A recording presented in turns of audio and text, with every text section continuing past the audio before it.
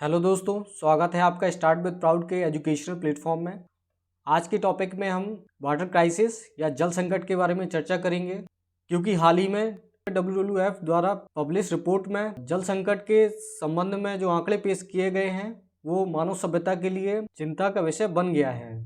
और WWF द्वारा publish इस रिपोर्ट में बताया गया है कि वर्ष 2050 तक विश्व के 100 शहर गंभीर जल संकट की चुनौती से गुजरेंगे। और चिंता का विषय इस रिपोर्ट में ये भी है क्योंकि इन 100 शहरों में भारत के 30 शहर शामिल हैं, जो भारत के लिए भी एक चिंता का विषय है। तो आइए इस रिपोर्ट के बारे में विस्तार से चर्चा करते हैं।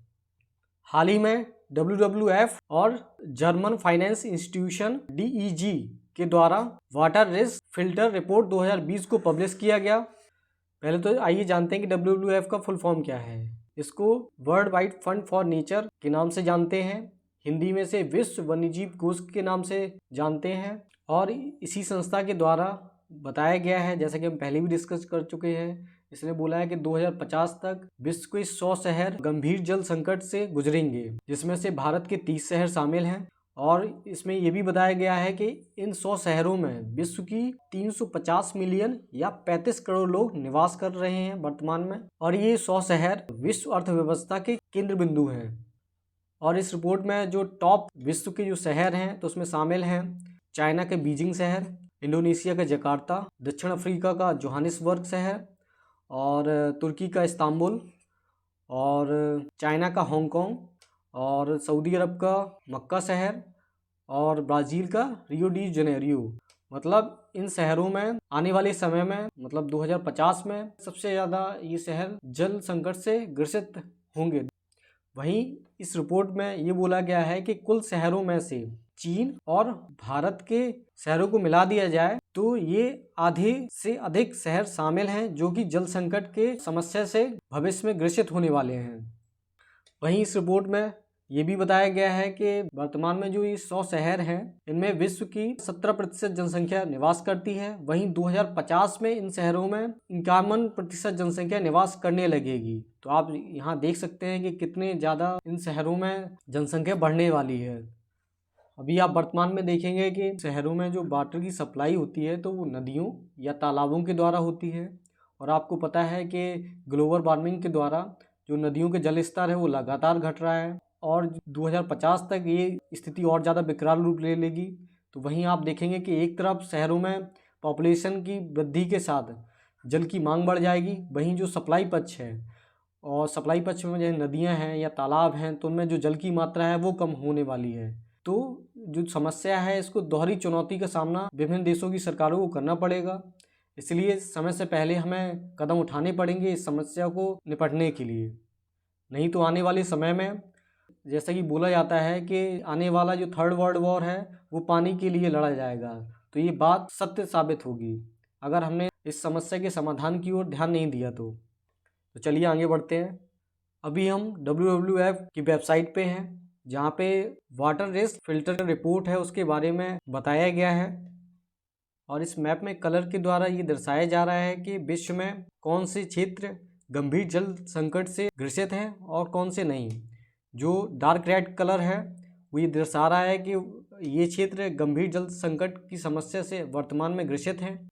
और जो ये येलो कलर या ग्रीन कलर के क्षेत्र दिखाई दे रहे हैं ये दर्शा रहा है कि यहाँ पे जो जल संकट है वो कोई समस्या नहीं है। आइए सबसे पहले हम ये देख लेते हैं कि इस रिपोर्ट में जो बताया गया है कि विश्व के जो सबसे ज़्यादा जल संकट से प्रभावित जो शहर हैं वो कहाँ पे स्थित हैं। तो आप देखेंगे कि जो बीजिंग शहर है वो चाइना की राजधानी है, जैसा कि आपको पता होगा वो इस लोकेशन यहाँ पे पड़ता है वो बीजिंग शहर। वहीं अगर हम बात करें जकार्ता की तो जकार्ता इंडोनेशिया की राजधानी है वर्तमान में, जो कि जावा आइलैंड में पड़ता है। और जकार्ता लोकेशन है वो यहाँ पे पड़ेगा आपको, ठीक है, मतलब जो जावा आइलैंड है इसके नॉर्दर्न साइड में पड़ेगा। वहीं बात करें हम हांगकांग की तो आपको पता है कि जो हांगकांग है वो चाइना के one country two system rule के तहत प्रशासित एक क्षेत्र है जिसकी लोकेशन जो मैं कर्सर घुमा रहा हूँ यहाँ पे है। और वहीं बात करें हम मक्का की जो कि सऊदी अरब का एक शहर है जहाँ पर मोहम्मद साहब का जन्म हुआ था। और इसकी लोकेशन जहाँ मैं कर्सर घुमा रहा हूँ ये है, मतलब रेड सी से लगा हुआ है ये शहर। और इस मक्का शहर में हर साल लाखों हज यात्री विश्व के विभिन्न क्षेत्रों से हज यात्रा के लिए जाते हैं।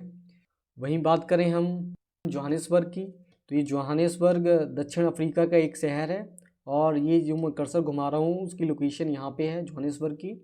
और वहीं बात करें हम इस्तांबुल की, तो इस्तांबुल एक तुर्की का शहर है जो कि तुर्की का जो यूरोप वाला हिस्सा है वहाँ पे स्थित है, जहाँ पे मैं कर्सर घुमा रहा हूँ यहाँ पे है।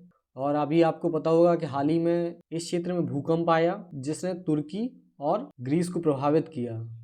वहीं बात करें रियो डी जनेरियो की, तो रियो डी जनेरियो ब्राज़ील देश है, उसका एक शहर है और इसकी जो लोकेशन है वो यहाँ पे है, मतलब इस क्षेत्र में पड़ता है रियो डी जनेरियो, जो कि कोस्टल सिटी है ब्राज़ील की। तो चलिए अब देखते हैं कि भविष्य में विश्व के किन किन क्षेत्रों में जो जल संकट गहराने वाला है, तो उसकी तस्वीर को हम इस मैप में देखते हैं। जैसे ये 2020 का मैप है, वहीं अगर हम बात करें 2030 में अगर इसी तरीके से जल संकट बढ़ता रहा तो क्या मैप होगा। तो देखिए 2030 में जो समस्या होने वाली है वो कुछ ऐसी है जिसमें भारत में सबसे ज़्यादा जल संकट गहराने वाला है, क्योंकि भारत जनसंख्या के हिसाब से विश्व में दूसरे नंबर पे आता है और हो सकता है कि आने वाले समय में ये चाइना को भी पीछे छोड़ दे, जिससे इस क्षेत्र में जनसंख्या के अधिक होने के कारण यहाँ पे जल संकट की समस्या है वो गहरा सकती है, जैसे कि मैप में भी दर्शाया गया है। वहीं अगर हम बात करें 2050 की, तो आप देख सकते हैं कि विश्व के जो ये वाले क्षेत्र हैं, चाइना का ये वाला क्षेत्र है, भारत में आप देख सकते हैं पूरा भारत जल संकट की समस्या से ग्रसित होता दिखाई देगा अगर इसमें समय आते गंभीर कदम नहीं उठाए तो। आइए इसको जूमिंग करके देखते हैं कि भारत में ये ट्रेंड कैसे बदल रहा है। तो आप देखेंगे जो ये उत्तर प्रदेश, हरियाणा और दिल्ली वाला रीजन है, तो यहाँ पे देखिए गंभीर जल संकट दिखा रहा है। वहीं अगर बात करें गुजरात वाला रीजन है तो यहाँ पे भी गंभीर जल संकट दिखा रहा है, ये डार्क रेड कलर। वहीं अगर बात करें ये वाले क्षेत्र हैं जो आंध्र प्रदेश आता है, तेलंगाना आता है, तमिलनाडु क्षेत्र है, तो ये भी 2050 में गंभीर जल संकट से ग्रसित क्षेत्र में शामिल होंगे अगर हमने इनमें समय के साथ सुधार नहीं किए तो। और वर्तमान में ये क्षेत्र जल संकट से ग्रसित हैं, आप इस मैप में देख सकते हैं। तो चलिए अब हम आगे बढ़ते हैं। और अगर आप WWF या world wide fund for nature के बारे में अधिक जानकारी चाहते हैं तो आप हमारी एनवायरनमेंट की प्लेलिस्ट में जाके WWF वीडियो के बारे में देख सकते हैं। और इस वीडियो में WWF के बारे में विस्तार से चर्चा की गई है और इस वीडियो में ट्रैफिक संस्था के बारे में बताया गया है। वहीं ये भी बताया गया है कि जो अर्थ आवर है ये होता क्या है और इसका WWF से जुड़ाव बताया गया है। वहीं ये भी बताया गया है कि हाल ही में 2020 में प्लास्टिक पैकेजिंग प्रदूषण रिपोर्ट WWF के द्वारा पब्लिश हुई। वहीं इस वीडियो में ये भी बताया गया है कि WWF कौन कौन सी रिपोर्ट पब्लिश करता है, उनमें से एक अहम रिपोर्ट है लिविंग प्लैनेट रिपोर्ट।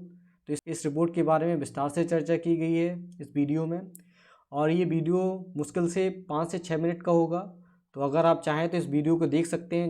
तो चलिए हम आगे बढ़ते हैं। अब इस रिपोर्ट में भारत के कौन से 30 शहर शामिल हैं तो उनको जान लेते हैं।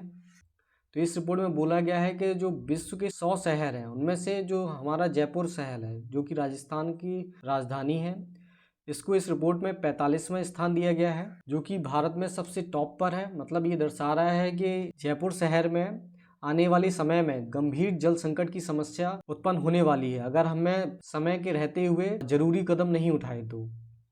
ठीक है, वहीं बात करें दूसरे शहरों की, तो इंदौर को इस रिपोर्ट में 75वें स्थान पे रखा गया है जो कि भारत में दूसरे नंबर पे सबसे ज़्यादा जल संकट से ग्रसित होने वाला शहर है। फिर अन्य में बात करें तो ठाणे आता है जो कि महाराष्ट्र का एक जिला है। वहीं मुंबई, कोलकाता और दिल्ली जैसे महानगर भी इस सूची में शामिल हैं। तो आप समझ सकते हैं कि ये भारत जैसे देश की आर्थिक गतिविधियों के केंद्र हैं और अगर ये शहर जल संकट की समस्या से ग्रसित होते हैं तो ये भारत के लिए भी चिंता का विषय है, क्योंकि ये शहर हमारे देश के आर्थिक केंद्र हैं। वहीं अगर हम स्टेट वाइज देखें तो महाराष्ट्र जो राज्य है यहाँ के सबसे ज़्यादा शहर शामिल हैं, मतलब 5 शहर इस रिपोर्ट में शामिल किए गए हैं, जैसे पुणे है, मुंबई है, ठाणे है, नागपुर है और फिर नासिक है। और मेरे ख्याल से ये इसलिए भी शामिल होंगे कि आपको पता है जो ये महाराष्ट्र राज्य है ये भारत में अर्बनाइज पॉपुलेशन के हिसाब से सबसे आगे है। वहीं अगर हम बात करें देश में इस समय कितने प्रतिशत जनसंख्या शहरों में निवास करती है, तो हाल ही में वर्ल्ड बैंक की एक रिपोर्ट में बताया गया है कि देश की 34% जनसंख्या शहरों में निवास करती है। और भी आप इस रिपोर्ट में बड़े बड़े शहरों को देख सकते हैं, जैसे कि कर्नाटक का बेंगलुरु शहर इसमें शामिल है, वहीं आंध्र प्रदेश का विशाखापट्टनम शहर इसमें शामिल है, वहीं यूपी से देखा जाए तो लखनऊ जैसे शहर इसमें शामिल हैं। राजस्थान का तो आपको बता ही चुका हूँ मैं। वहीं देखा जाए वेस्ट बंगाल, तो वेस्ट बंगाल को कोलकाता जैसे शहर इसमें शामिल हैं, और केरला के कोझिकोड और कन्नूर डिस्ट्रिक्ट इसमें शामिल हैं। वहीं बात करें पंजाब की, तो पंजाब के अमृतसर और लुधियाना और जालंधर इसमें शामिल हैं, और मध्य प्रदेश से भोपाल और इंदौर जैसे शहर इसमें शामिल हैं, और गुजरात से अहमदाबाद, सूरत, राजकोट, बड़ौदा जैसे शहर शामिल हैं। वहीं अगर हम बात करें केंद्र शासित प्रदेश की, तो केंद्र शासित प्रदेश में दिल्ली, चंडीगढ़ और जम्मू कश्मीर का श्रीनगर शहर शामिल है। तो चलिए अब हम आगे बढ़ते हैं। आइए अब मैप की सहायता से इस रिपोर्ट में टॉप पर रहे जयपुर शहर की लोकेशन को जानते हैं, और इसके साथ साथ ये भी जानेंगे कि जयपुर शहर में जो वर्तमान जो जल संकट है वो इतना ज़्यादा क्यों है। तो चलिए आइए इस मैप को जूम करते हैं। ये जयपुर शहर जो कि अरावली रेंज में पड़ता है, और यहाँ पे आप देखेंगे कि जो जयपुर शहर है तो ना ही इसके आसपास कोई नदी है और ना ही कोई बड़ी लेक। और आप देखेंगे कि अगर हम जयपुर शहर के अगर वेस्ट में जाएं तो एक लेक पड़ती है जिसको आप जानते होंगे, जिसका नाम सांभर लेक है, जो जयपुर डिस्ट्रिक्ट है उसके अंतर्गत आती है, और ये भारत में जो नमक उत्पादन के लिए अग्रणी है, मतलब बहुत अधिक मात्रा में नमक बनता है। और कुछ समय पहले ये इसलिए भी चर्चा में रहा था क्योंकि इस लेक के किनारे बहुत सारे माइग्रेटरी बर्ड मृत अवस्था में प्राप्त हुए थे। तो यहाँ पे आप देख सकते हैं कि जो जयपुर शहर है यहाँ पे ना कोई नदी है आसपास और ना ही कोई बड़ी लेक्स हैं यहाँ पे। और आप देखेंगे कि शहर में बहुत तेजी से जनसंख्या बढ़ी है, और जो शहर के पारंपरिक जल स्रोत थे जिसमें लेक हैं या बावड़ी हैं, तो उनका भी तेजी से अतिक्रमण हुआ और वहाँ पे घर बना लिए गए हैं, जिससे कि पूरे शहर में जो जल के जो प्राकृतिक स्रोत थे वो खत्म हो गए हैं। अभी कुछ महीनों पहले मानसून सीजन में जयपुर में भयंकर बाढ़ आई, और इस बाढ़ का कारण एक क्लाइमेट चेंज है, दूसरा है जो यहाँ का जो नेचुरल ड्रेनेज सिस्टम था उसका नष्ट हो जाना भी है।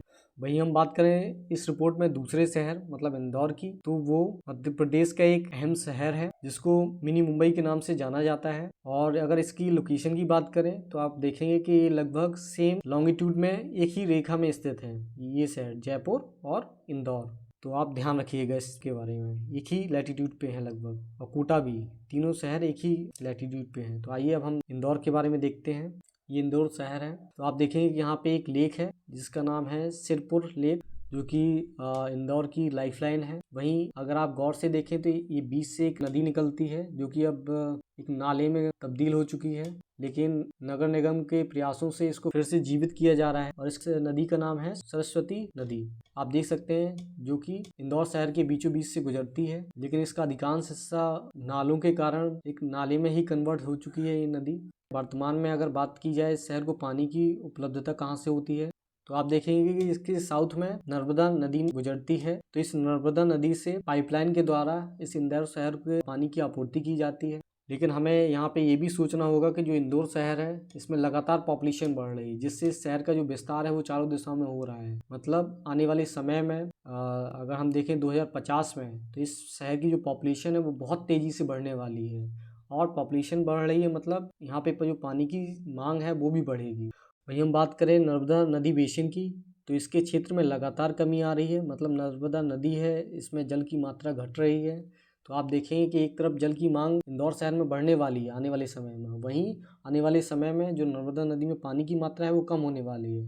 तो आप देख सकते हैं कि आने वाले समय में जो जल संकट है वो कितनी अहम चुनौती बनने वाला है शहरों के लिए। तो अगर हम चाहते हैं कि इंदौर जैसे शहर सही में डेवलप हो, तो हमें वाटर क्राइसिस है इस समस्या को जल्द से जल्द निपटना होगा।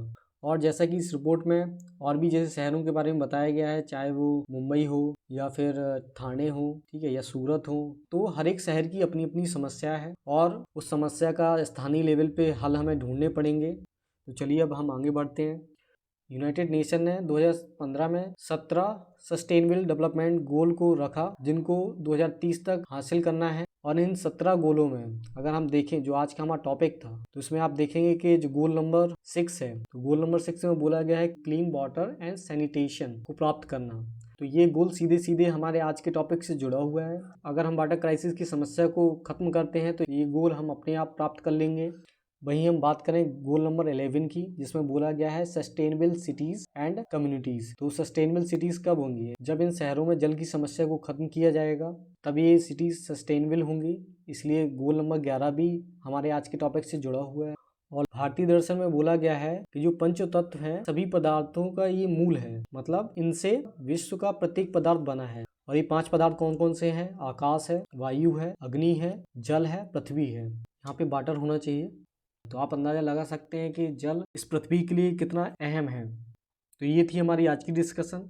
और अगर आप चाहते हैं ऐसी ही वीडियो हम आगे भी लाते रहें तो आपको भी छोटा सा प्रयास करना होगा। प्रयास के तौर पर इस वीडियो को ज़्यादा से ज़्यादा शेयर करें और इस वीडियो को लाइक करें।